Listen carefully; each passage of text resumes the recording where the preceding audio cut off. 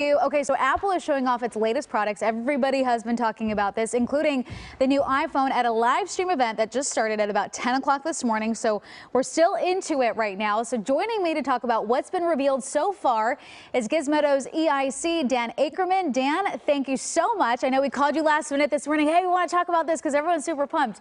So we want to start off with the Apple Watch. What do you know?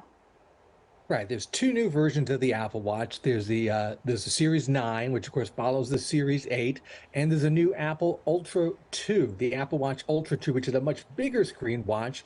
And these are incremental upgrades over last year's. I like that they added a new feature called Double Tap, where if you're wearing the watch and you want to answer a phone call on it, you just tap your finger, your index finger and thumb together like this, and it'll answer the phone for you right on the watch. To me, that's the most interesting new upgrade to these watches. Wow, you know, I am not an Apple Watch user, but I'm just always so impressed with how much you can pack into something so tiny. Okay, so you mentioned the Ultra Watch.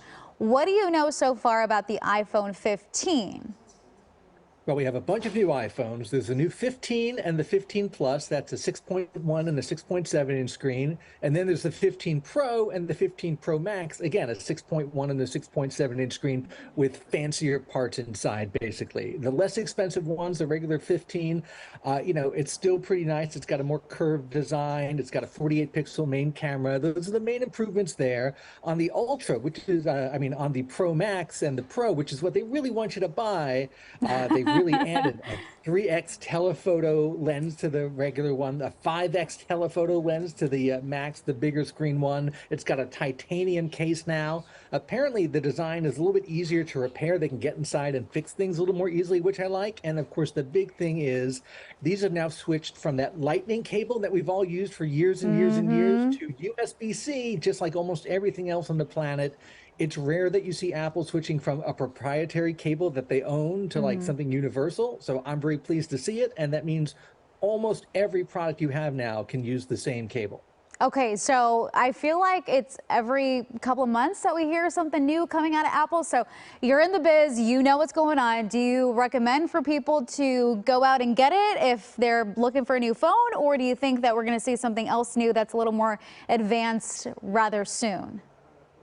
It'll be at least obviously a year until there's another model of phones. These are pretty far jumping ahead. These jump ahead pretty far compared to the last kind of 2 years. This is one of the big upgrade years. I think it'll probably be another 2 years before we see a major upgrade. For example, adding flexible screen folding phones like Samsung and other companies have. That said, you should get like 2 to 3 years of use at least out of your phone. So if your phone is newer than the last 2 to 3 years, not a huge reason to upgrade right now. If it's 3 years, a little bit older, it's a good time to jump in, especially if you're a photographer and you want to use the phone for a lot of photography. Obviously, a lot of the new features are built around getting that big telephoto lens in there. And I feel like this is the future, right? I'm actually sitting next to a social media star, so we're going to talk to her in just a little bit about all the videos that she does. Now I'm curious if she's using the iPhone or she's going to go for this. So thank you so much for joining me. I really appreciate it. You're the best, and we will talk to you soon. Thank you.